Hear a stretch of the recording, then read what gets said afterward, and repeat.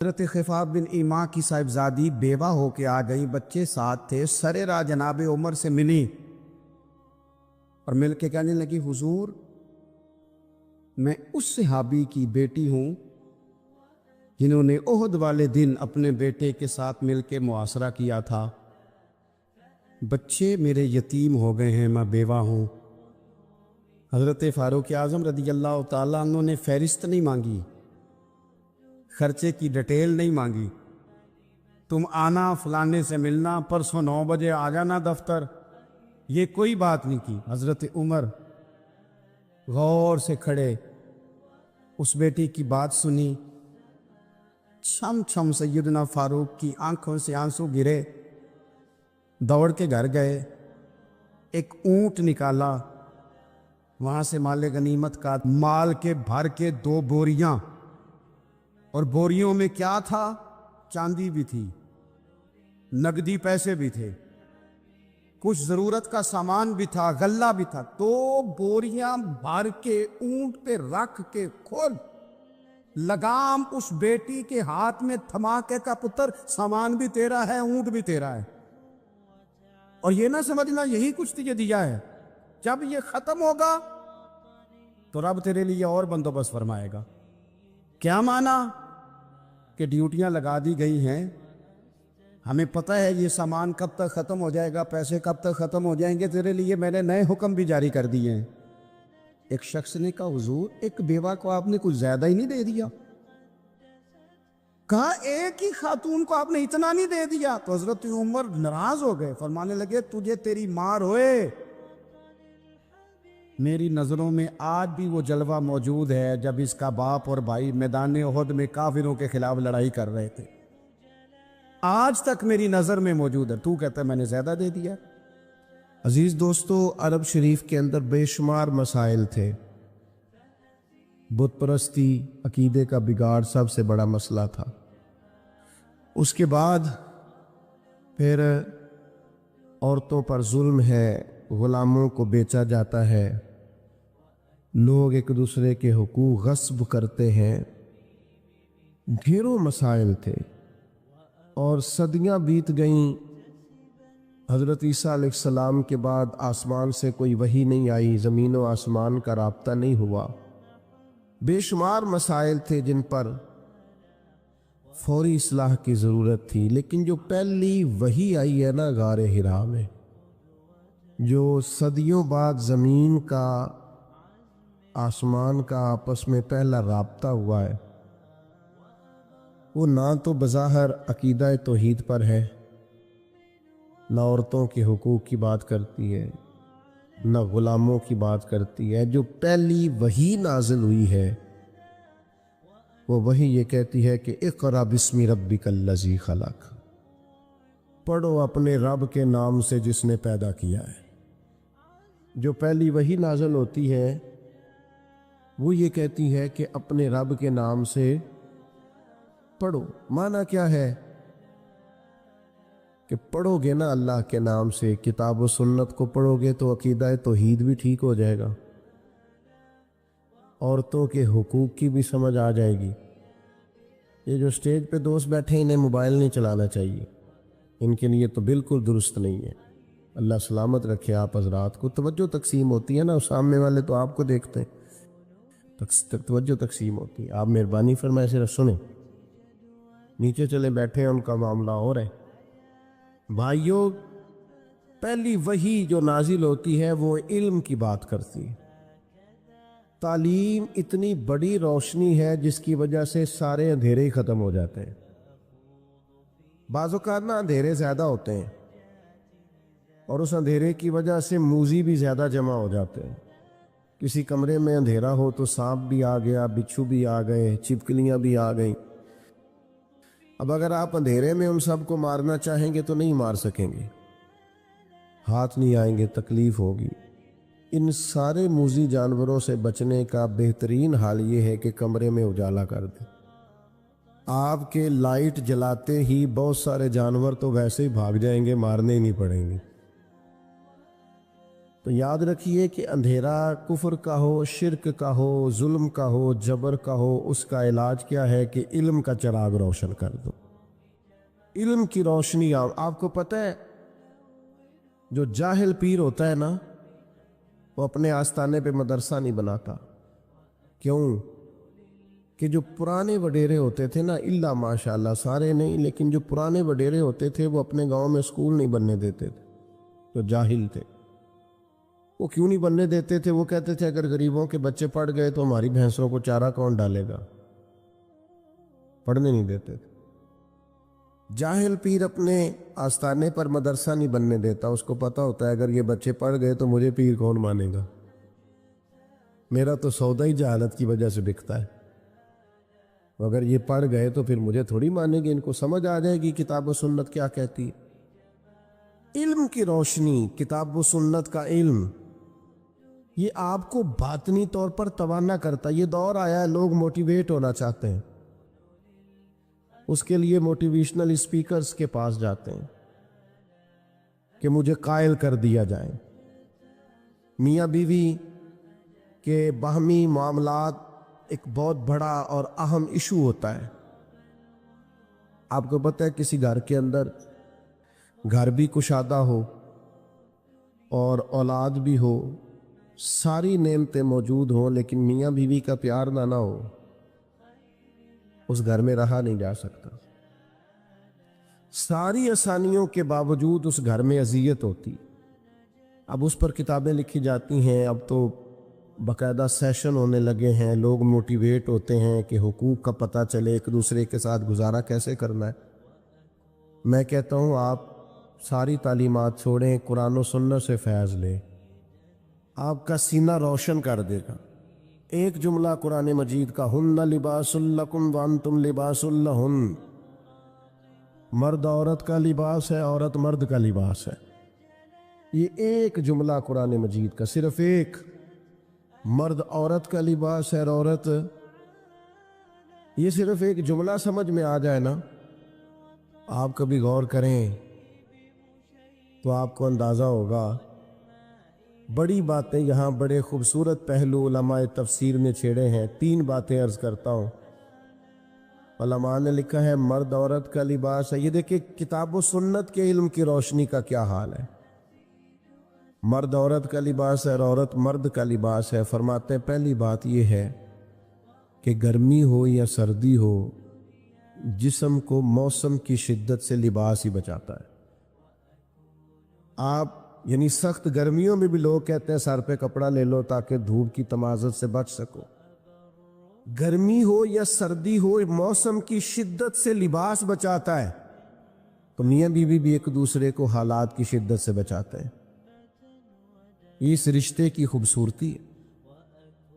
پھر آپ یہ دیکھیں کہ بعض اوقات جسم پر دھبے ہوتے ہیں، عیب ہوتے ہیں، لباس پہن لیں تو سارے چھپ جاتے ہیں۔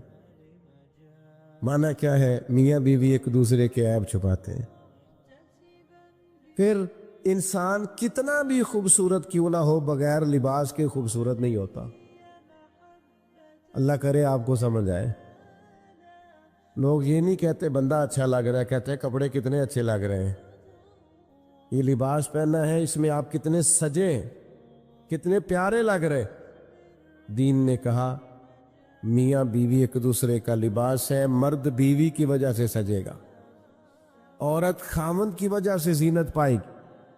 تو قرآن مجید کا جو علم ہے، قرآن مجید کی جو تعلیمات ہیں، کتاب و سنت کے جو ارشادات ہیں، وہ تازہ دم کریں گے۔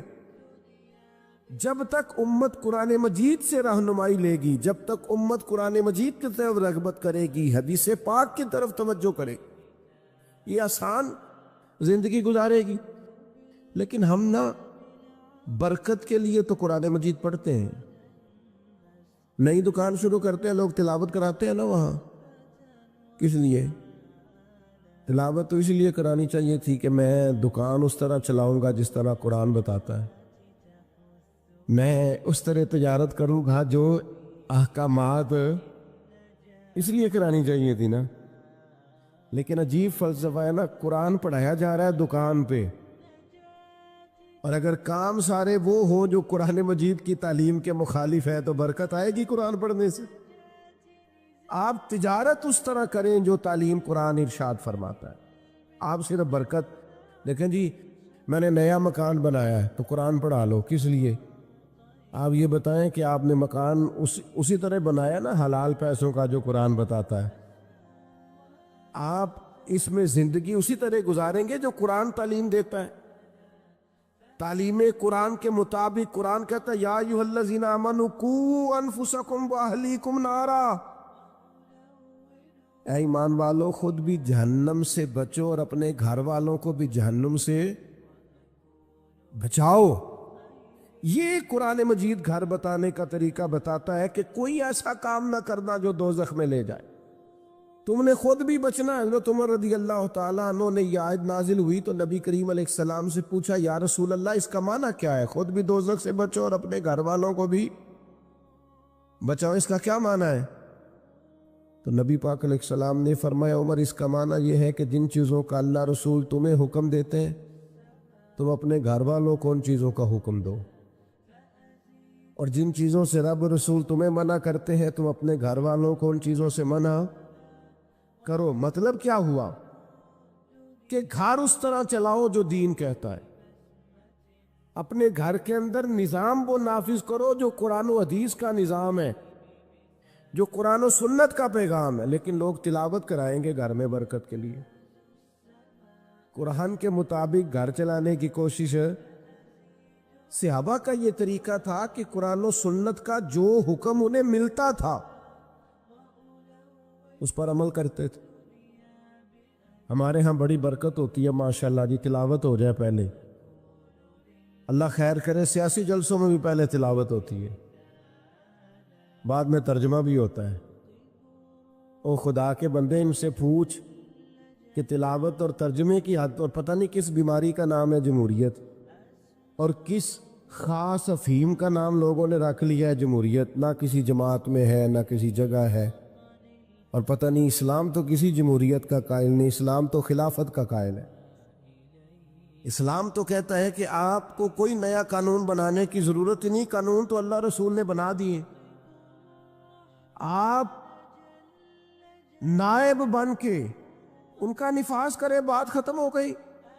اور لوگ اپنا اپنا چورن بیچتے ہیں، اور قوم کو وہ جس زمانے میں غالباً 97 میں یا 99 میں ایک حکومت بدلی تھی، تو میں صبح صبح ایک جگہ پہ اخبار پڑھ رہا تھا تو ایک بابا جی ناشتہ بیچا کرتے تھے. میں نے ان سے کہا آپ کو پتہ ہے رات کی حکومت بدل گئی؟ کہنا پتر جیڑا مرضی آوے میں تے مزدوری کر کے روٹی کھانی، سانوں تے حکومتاں نہ کدے کو فائدہ نظر، محنت کرتے ہیں تو کھاتے ہیں، کہیں نظر نہیں آتا یہ معاملہ کیا ہے. تو بھائی یاد رکھیں گے آپ کہ آپ تلاوتیں تو کرا رہے ہیں اسمبلیوں میں بھی، دیگر جگہوں، یہ بھی بتائیں کہ قرآن کے نظام کے مطابق چلا رہے ہیں نظم کو. قرآن مجید حدیث پاک یہ عمل کے لیے ہے. ہمارے ہاں جلسے ہوتے ہیں، کتنے گھنٹے کی تقریر ہوئی؟ 3 گھنٹے کی. کتنے گھنٹے کی تقریر ہوئی؟ 2 گھنٹے. کتنے گھنٹے کی تقریر ہوئی؟ 1.5 گھنٹے کی. اب آپ ساری تقریر چھوڑیں، 5 منٹ اس جو تقریر ہے اس میں سے 5 منٹ والی تقریر پہ عمل کریں. جو بتایا گیا اس میں سے 5. میں ایک جگہ پہ بیان کے لیے گیا تو گفتگو میں نے کی، میں آ گیا. اگلے سال وہ دوست پھر آگے کہنے لگے پچھلے سال آپ نے 25 منٹ تقریر کی تھی، عید کی لمبی کیجئے گا. میں نے کہا 25 منٹ والی پہ عمل ہو گیا.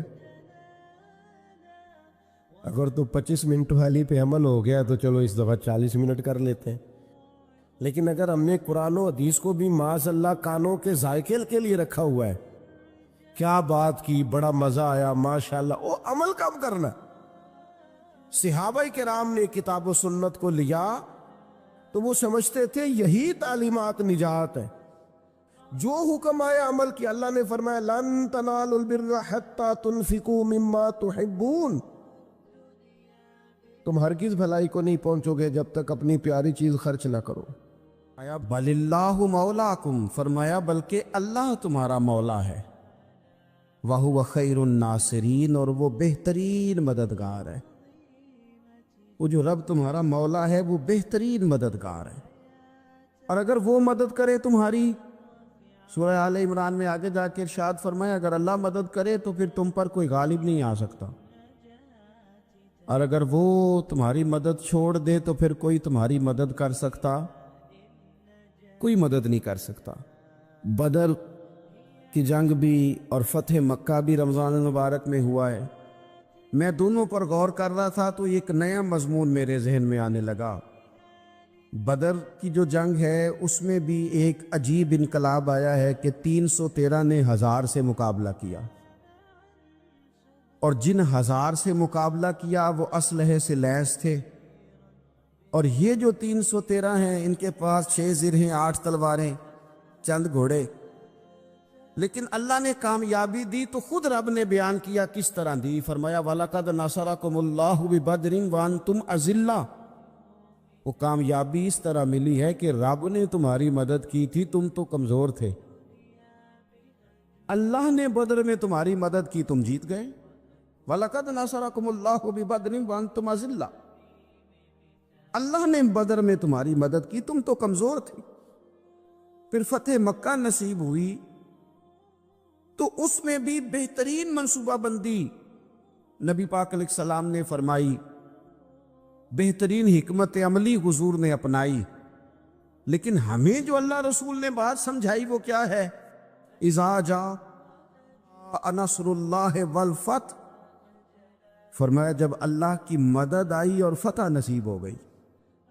یہ اللہ نے مدد فرمائی تمہاری، یہاں بھی فتح مکہ بھی اللہ کی مدد سے، جنگ بدر بھی اللہ کی مدد سے۔ وہ جو مدد ہے اللہ تعالیٰ کی، جب وہ ہم یہ کرتے ہیں کہ ہم اپنی ساری زندگی سیاست کی نظر کر دیں، ہماری سیاست صرف ملک میں نہیں ہوتی، ہماری سیاست خاندان میں بھی ہوتی ہے، ہم گھر کے اندر بھی سیاست کرتے ہیں، ہم کسی خاص طریقے سے لوگوں کو اپنے پیچھے چلانا چاہتے ہیں، ہم ایک خاص اسلوب اختیار کرتے ہیں کہ لوگ ہمارے پیچھے چلیں۔ اس کا نقصان ہمیں یہ ہوتا ہے کہ سیاست جو ہوتی ہے یہ شطرنج کے ہیر پھیر کی طرح ہوتی ہے، تو اس کے راز بڑی جلدی کھلنے لگ جاتے ہیں، پتہ چل جاتا ہے کہ بندہ مخلص نہیں تھا، سیاست کر رہا تھا، طریقے سلیقے سے اس نے جوڑ کے رکھا ہوا تھا۔ ہم ہر جگہ سیاست کے بل بوتے پر چیزوں کو لے کے چلنا چاہتے ہیں، سیاستیں ناکام ہو جاتی ہیں، سیانے لوگ فیل ہو جاتے ہیں، بچتا صرف وہی ہے جس کے پیچھے رب تعالیٰ کی مدد شامل حال ہوتی ہے۔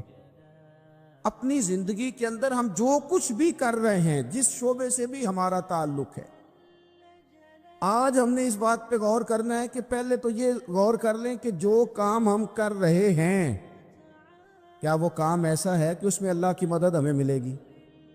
اگر آپ کوئی معاذ اللہ ناجائز کام کر رہے ہیں، فعل حرام کا ارتکاب کر رہے ہیں، تو اس میں تو مدد الہی آئے گی نہیں۔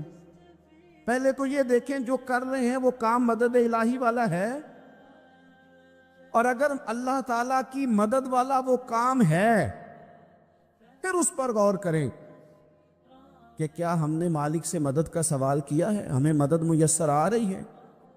وہ میں نے بزرگوں سے ایک بات سنی تھی، وہ بڑی یاد رہ گئی۔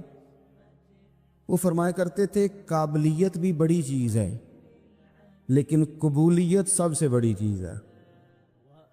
قابل ہونا بھی بڑی بات ہے لیکن زیادہ بڑی بات یہ ہے کہ اس کی بارگاہ میں قبول بھی ہے کہ نہیں۔ اپنی زندگی میں اللہ کی مدد کی طرف بڑھیں، مالک کی مدد کا حصول اختیار کرنے کی کوشش کریں، اللہ کے ساتھ اپنے آپ کو جوڑیں۔ اگر اللہ کی مدد نصیب ہو، یہ جو ہم جتنا ڈرتے رہتے ہیں، سہمے رہتے ہیں، پریشان رہتے ہیں کوئی کیا کر دے گا، ہمارے ہاں نا ہر شعبے میں معاذ اللہ ایک مافیا ہے، الا ماشاء اللہ۔ وہ مافیا کہتا ہے میرے ساتھ ملو گے تو میں چلنے دوں گا ورنہ میں نہیں چلنے دوں گا، مارکیٹ میں آ ہی نہیں سکتا فلانا بندہ کیونکہ یہاں ہمارا قبضہ ہے۔ اور میرے بھائی پھر بہت سارے لوگ جن کی نیتیں اور ارادے بڑے اچھے ہوتے ہیں شروع میں، وہ بھی اس مافیا کا شکار ہو جاتے ہیں اور ان کے رنگ میں رنگ جاتے ہیں۔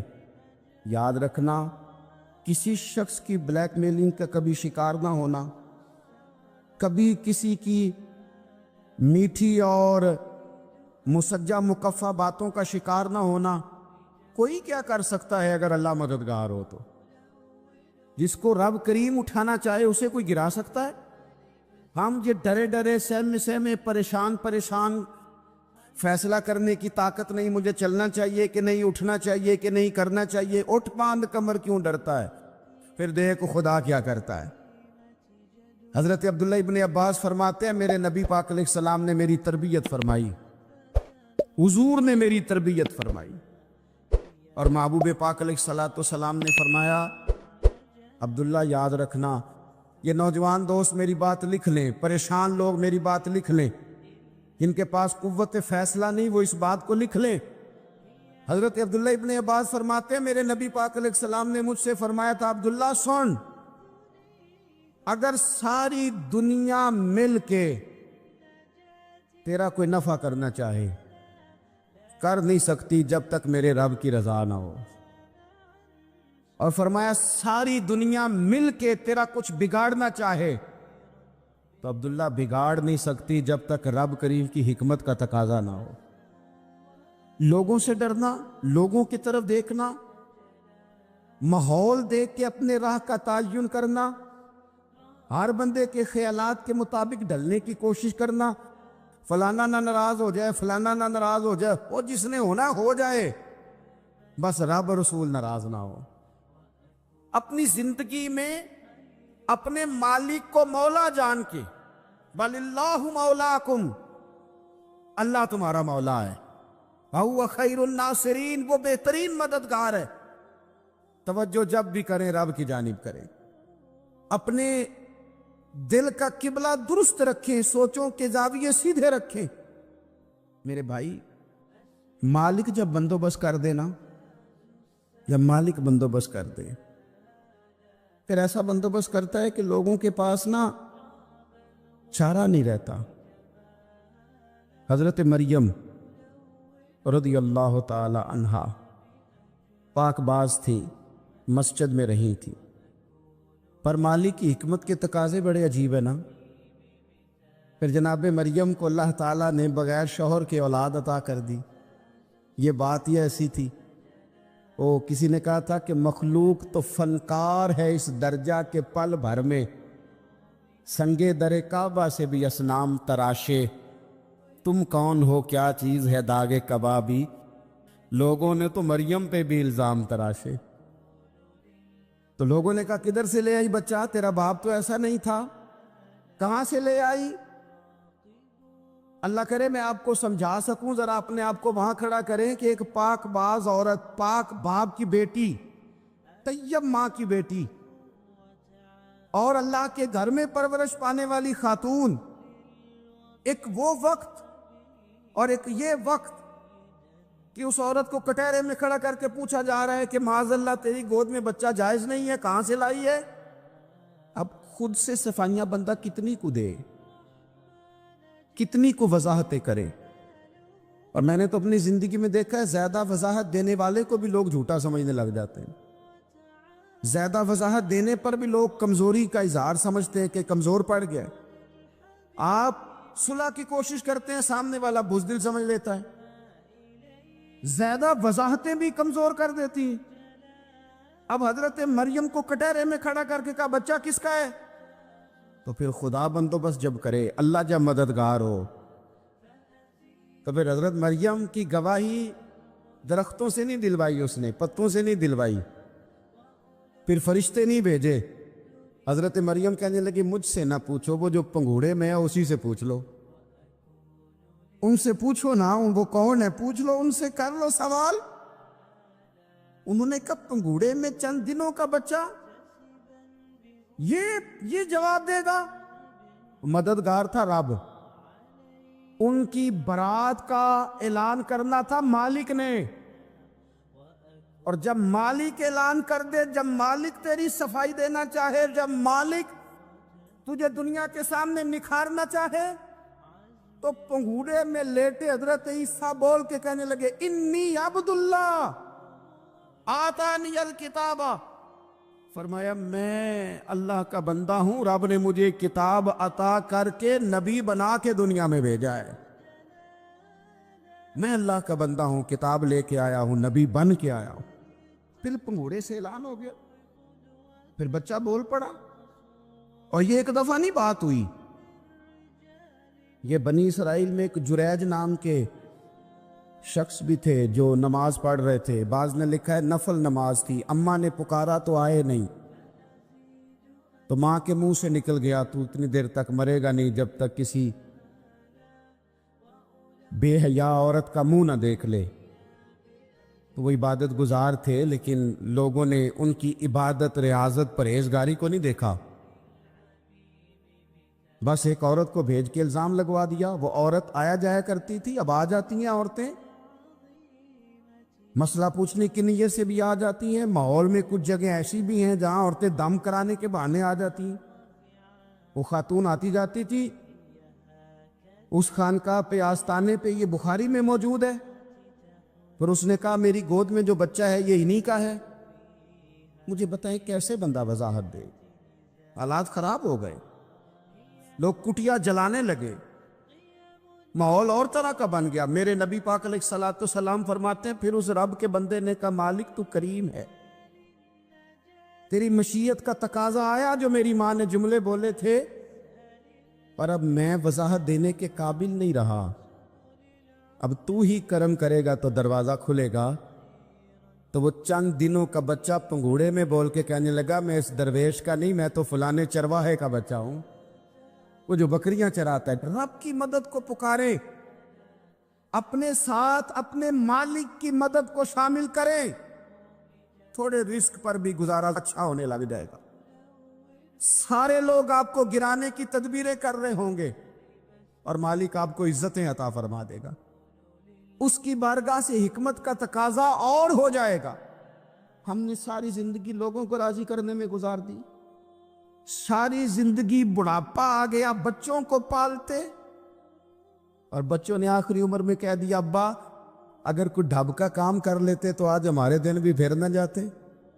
ساری زندگی گزار دی بہن بھائیوں کو راضی کرنے میں، ساری زندگی گزار دی ذمہ داریاں اٹھانے میں، ان کو 99 دفعہ دیا، ایک دفعہ نہیں دیا تو انہوں نے کہہ دیا تو نے تو کبھی دیا ہی نہیں، تو تھا ہی نہیں۔ ساری زندگی محلے داروں، علاقے والوں کو راضی کرنے میں گزار دی، اور میں نے ایسے لوگ بھی دیکھے دین کے لیے وقت گزارا، لیکن جب بڑھاپے میں دانت کام نہ کرتے تھے تو وقت کے مفتیوں کو بھی مسجدوں کی کمیٹیوں نے کہہ دیا اب آپ کی سمجھ نہیں آتی، ہم نے خطیب کو یور رکھنا ہے، نہ دیکھو دنیا کی طرف، دنیا رلا دیتی ہے، نہ راضی کرو بندوں کو، بندے تھکا دیتے ہیں، نہ پیچھے بھاگو ہر وقت دنیا داروں کے، یہ انسان کو کمزور کر دیتے ہیں، وہ تو کریم ہی بڑا ہے،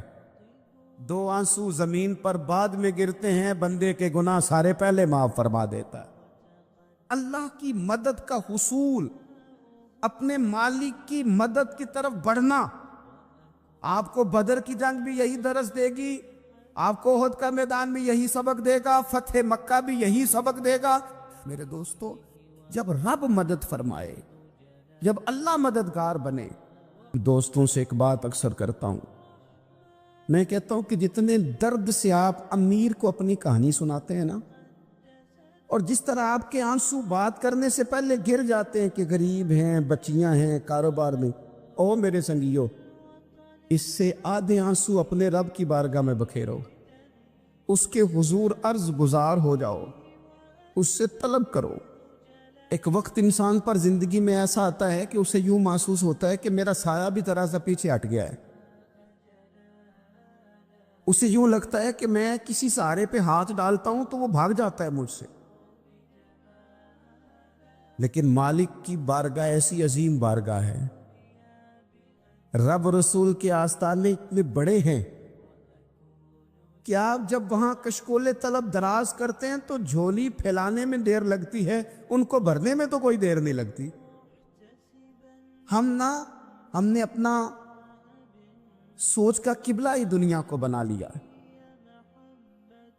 یہ جو اللہ والوں کی مدد ہے یہ تو اللہ ہی کی مدد ہے، لیکن یہ جو سیٹھوں کی طرف توجہ کرنا، نوابوں کی طرف توجہ کرنا، دنیا داروں کی طرف توجہ کرنا اور اپنا مزاج اس طرح کا بنا لینا، یارو گردن کو جھکا دیتا ہے خیرات کا پتھر،